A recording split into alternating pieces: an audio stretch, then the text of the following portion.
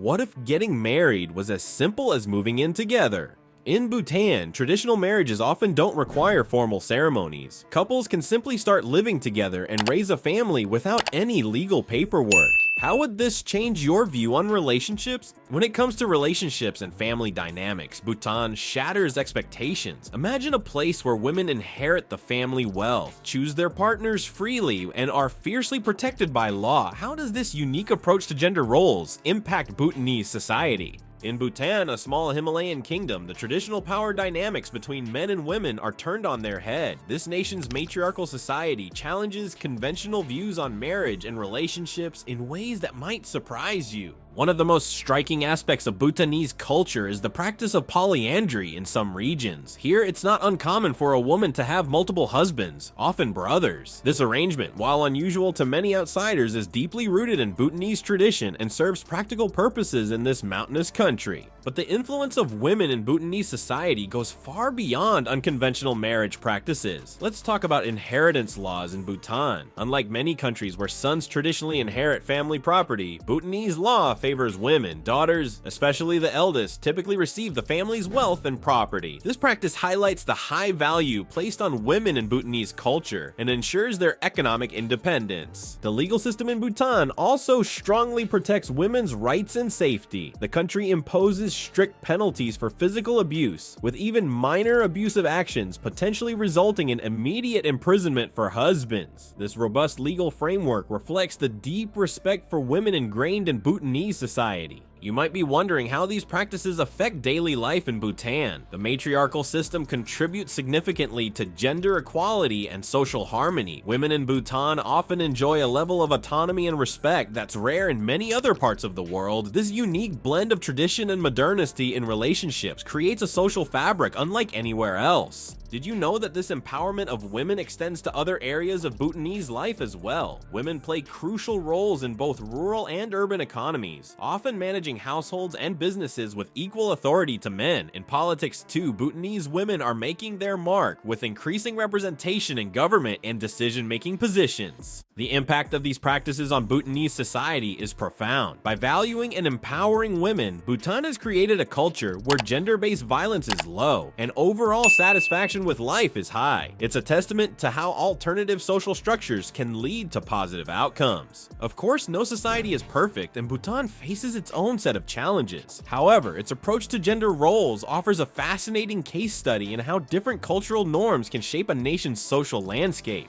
As we explore more of Bhutan's unique practices, you'll see how this emphasis on female empowerment is just one part of a larger cultural tapestry. From relationship dynamics to spiritual beliefs, Bhutan continues to challenge our preconceptions about how a society can function. Bhutan's unique approach to societal norms doesn't stop at gender equality. What if you learned that in this Himalayan nation, the sacred institution of marriage isn't so institutional? Picture a world where love and commitment exist without the need for elaborate ceremonies or complex legal procedures. In Bhutan, the concept of marriage takes on a refreshingly simple form. Traditional marriages often don't require formal ceremonies or legal registration. Instead, couples may choose to simply live together and start a family without any official paperwork. This practice, known as cohabitation, is widely accepted in Bhutanese society. Imagine the freedom of building a life together without the pressure of a grand wedding or the complexities of legal documentation. In Bhutan, this is a reality for many couples. They can focus on their relationship and shared responsibilities without the added stress of conforming to rigid societal expectations surrounding marriage. But what happens when relationships don't work out? In many countries, divorce can be a lengthy, complicated, and emotionally draining process. Bhutan, however, takes a different approach. The divorce process in this Himalayan kingdom is remarkably straightforward. It typically requires only a written agreement signed by both parties and a witness. No lengthy court battles, no complicated paperwork, just a simple acknowledgement that the relationship has ended. This relaxed attitude towards both entering and exiting marriages has a profound impact on relationship dynamics in Bhutan. Without the pressure of a forever commitment, couples may feel more free to express their true feelings and make decisions based on their happiness and well-being. It also reduces reduces the stigma often associated with divorce in other cultures. The ease of both marriage and divorce in Bhutan reflects a cultural framework that prioritizes personal happiness and freedom. This approach allows individuals to navigate relationships on their own terms, without being bound by societal expectations or complex legal procedures. But how does this affect family structures in Bhutan?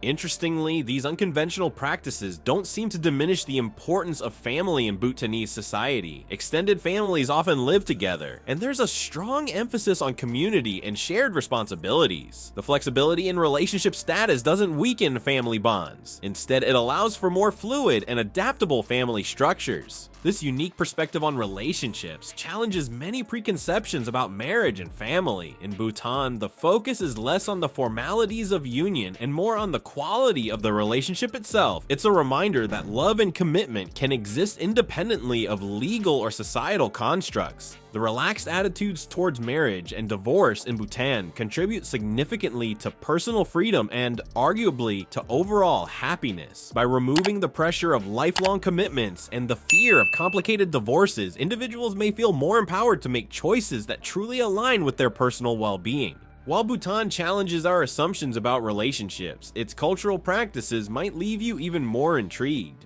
What if I told you that a 15th century monk's legacy has Bhutanese homes adorned with symbols that would make most Western visitors blush? This small Himalayan kingdom's approach to fertility and well-being goes far beyond what you might expect.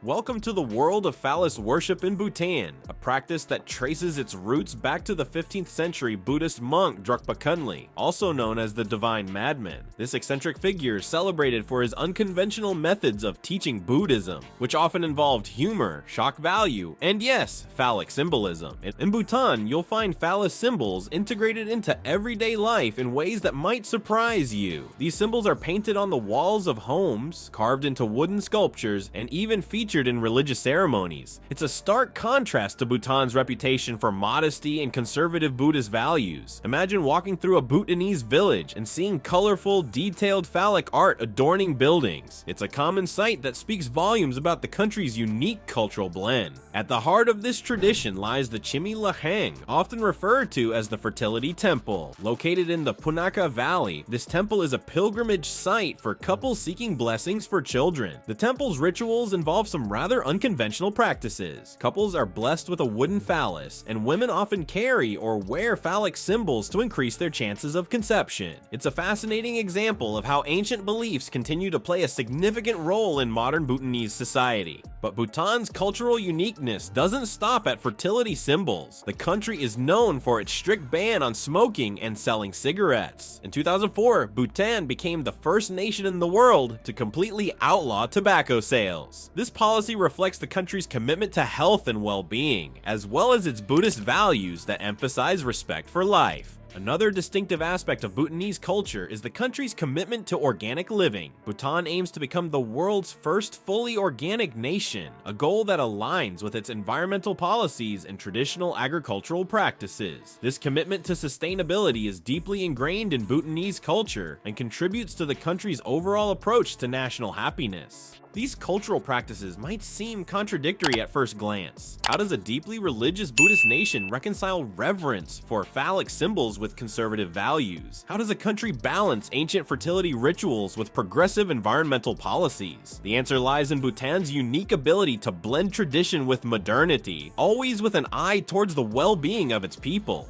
The phallus worship, for instance, is not seen as contradictory to Buddhist teachings in Bhutan. Instead, it's viewed as a symbol of good luck, protection, and fertility, all positive aspects that contribute to overall happiness. Similarly, the ban on smoking and the push for organic farming are seen as extensions of Buddhist principles of respecting life and living in harmony with nature. Bhutan's approach to cultural practices reflects a broader philosophy of balance. The country strives to maintain its rich traditions while also embracing aspects of modernity that enhance quality of life. This balance is evident in everything from its unique symbols of fertility to its forward-thinking environmental policies. As we've seen, Bhutan's unique approach to life offers fascinating insights into happiness, from their matriarchal society to unconventional relationships and intriguing cultural practices. Bhutanese culture prioritizes simplicity, connection with nature, and personal freedom. The emphasis on women's empowerment, relaxed attitudes towards marriage, and integration of traditional practices like phallus worship all contribute to a society where happiness is the ultimate goal. Even their commitment to environmental conservation plays a role in their overall well-being. Which aspects of Bhutanese culture do you think could benefit your own society? Perhaps their focus on simplicity, their approach to gender equality, or their commitment to sustainability? As we reflect on Bhutan's path to happiness, we're left with a thought-provoking question: how can societies balance tradition, personal freedom, and collective well-being in their pursuit of happiness, drawing inspiration from Bhutan's unique cultural practices?